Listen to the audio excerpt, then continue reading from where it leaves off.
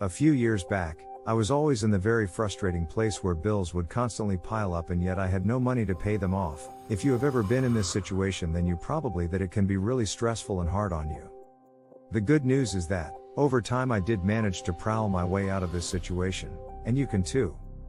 Therefore, in today's video, I'll be sharing with you all tips, tricks and strategies that you can use to get out of this situation, and hopefully get ahead in your own personal finances. Stay tuned. However, before I get into the topic, do me a favor, subscribe and hit that like button because it really helps with the YouTube algorithm. Thank you, and now let's get into it. Alright, so, the list begins with, first, keep track of your spending.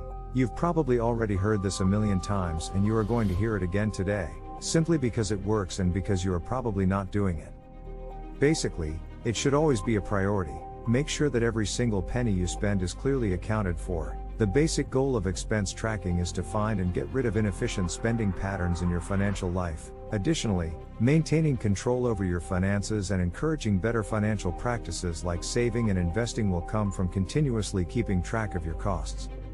Basically, in the words of Peter Drucker, if you can't measure it, you can't manage it. So this is what you should do to get in control of your spending habits. First, analyze your categories of spending to determine which are the most crucial.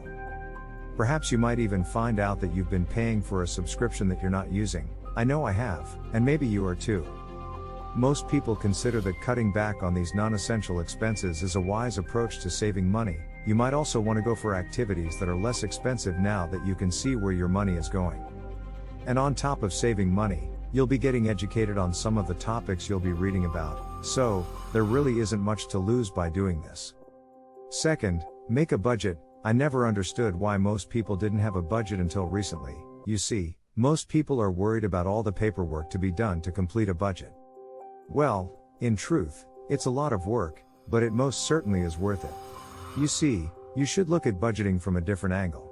Look at the positives and look at how much is it going to benefit you. And once you've got a rhythm going, make sure you stick to it. I've found this to be the only way that works, so make sure you don't lose the momentum. If you create a budget and then store it away in a file or folder on your bookshelf or filing cabinet, it's simply worthless. So make sure you're constantly updating and review it. You can also use digital apps and software to make this task a lot easier. There are a bunch of really good free ones online, which you can find with a quick search, and if you are interested, I created a free savings and budgeting guide which you can get with the link in the descriptions. Third, give yourself a limit on unbudgeted spending.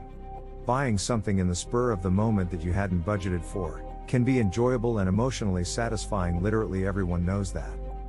However, that emotional high may pass quickly, leaving you with impulsive purchases you don't actually need or want. If this is you, then the bitter pill to swallow is that this has to stop. In fact, it's the entire opposite of good money habits. Next time you are in the mall, try using the 1% rule for spending money. This rule states that you have to wait a day before buying anything that costs more than 1% of your yearly gross income. So if you make $60,000 a year, the rule states that you need to a day before making a purchase of over $600. This guideline applies to discretionary spending on items you desire but don't require. Basically, the inner battle in your mind of do I really need this versus do I want this? The 24-hour cooling off period gives you time to reconsider your purchase. Why not take an additional day to consider if you actually need it? After 24 hours you might not anymore, so next time you go shopping remember what that guy from Practical Wisdom told you to try. Fourth, save for big purchases. Seeing a beautiful $4,000 advertisement of a stunning 90-inch flat screen, 8K television, imagine the things you can see on that TV. Does not mean that you should immediately pick up your phone and credit card and start dialing the number on the screen. That's a really bad idea. Remember the rule the guy from Practical Wisdom told you about, the 24 hours one? Remember that? So, experts suggest that if you really want that big TV, then it's best that the money comes from your savings account, which is dedicated for such purchases, not a credit card loan, unless you have a really good plan to pay the money back, which 99% of people don't. Also, there are countless advantages that come with saving for a big or expensive purchase. You may be able to negotiate a cheaper price, or at the very least, better financing conditions, if you save up and pay cash. The price could drop as well. Additionally, for a larger purchase, getting a loan may make more sense, especially if it's an item with appreciating value, like a home, or if it prevents you from taking money out of your savings or investment account. As paying in cash for the big expensive TV might leave you with little to spend, therefore it's wise to save up for a while before you buy the products you need or desire. Therefore, it's sensible to start saving for that specific thing so that your daily life is not disrupted. Fifth, read books about finance. It's true when they say that if you want to hide something, just put it on paper. The sad truth is that most people never bother to read. Some of the things people choose to ignore, such as the information contained in books, has a good chance of making them successful if they bother to read them. Learning is a continuous process, and the more you do it, the sharper your skills become. The ability to make wise financial decisions is the chief advantage of financial literacy. It gives us the information and abilities we need to properly manage our finances, including budgeting, saving, borrowing, and investing. As a result, we are better positioned to meet our financial objectives and establish financial stability. It's kinda like a superpower, and it really puts you in a comfortable situation knowing that you are in control of your financial destiny. Sixth, lower your monthly bill. Cutting your monthly spending is one of the simplest ways to gain control of your money. While you might not be able to cut back on certain permanent costs, like rent or vehicle payments, without making significant lifestyle changes, you can cut back on variable costs, like clothes or entertainment, by being adaptable and thinking sparingly. To begin saving on things like your energy bills, you may, for instance, use less power, pick a different life or home insurance company, or shop for your groceries at bulk discounts.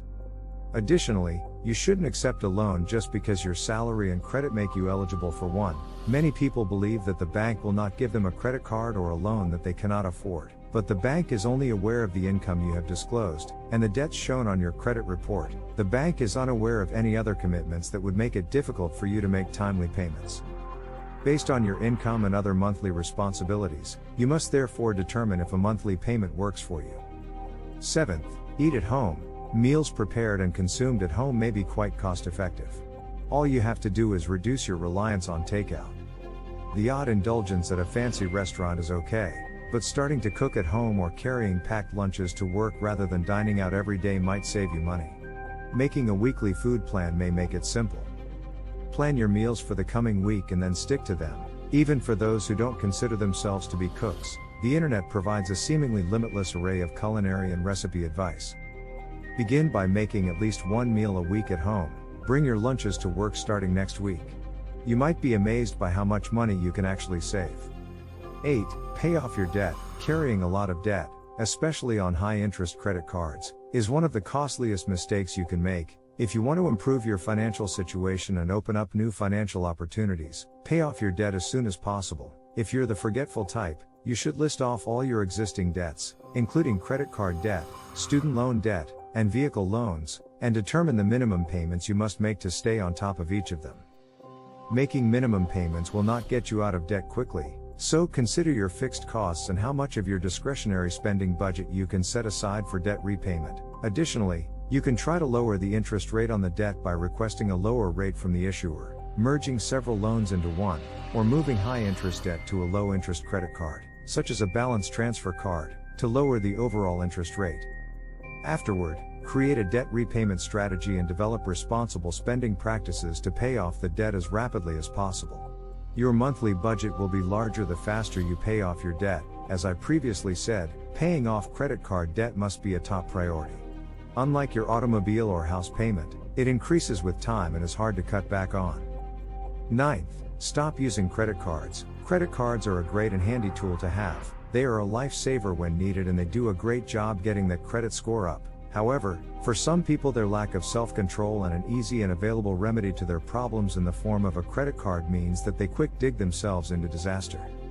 You could be depending too much on your credit cards if you're having trouble making ends meet each month.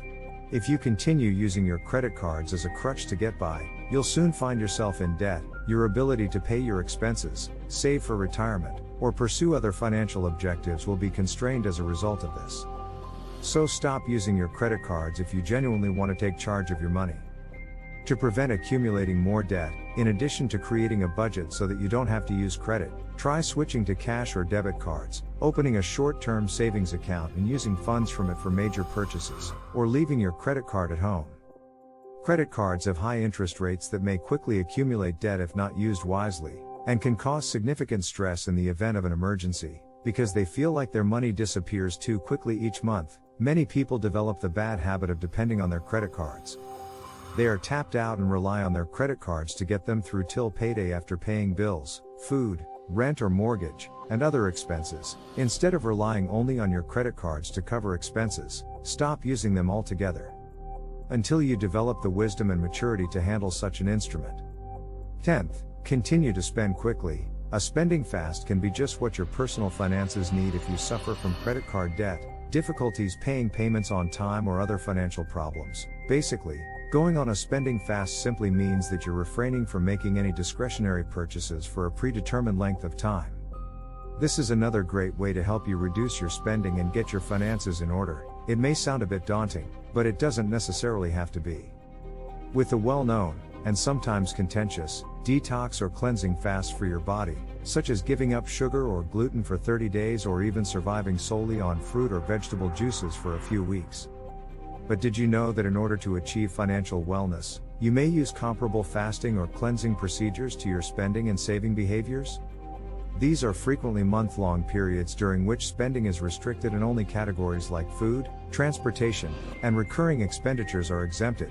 If you're ready to live simply for a while, commit to this challenge to boost your bank account, alter your behavior, and determine what you need rather than just what you desire. Your perspective on money can even change as a result of the event. It's my hope that this has been helpful to you. Now you can always be one step ahead of your finances by just following the steps from this video. Consider the possibility that you have never had a financial problem. That simply means more money for you. If you have any questions, don't hesitate to leave a comment down below. With that said, thank you all so much for watching. Have a great day, and I'll see you in the next video.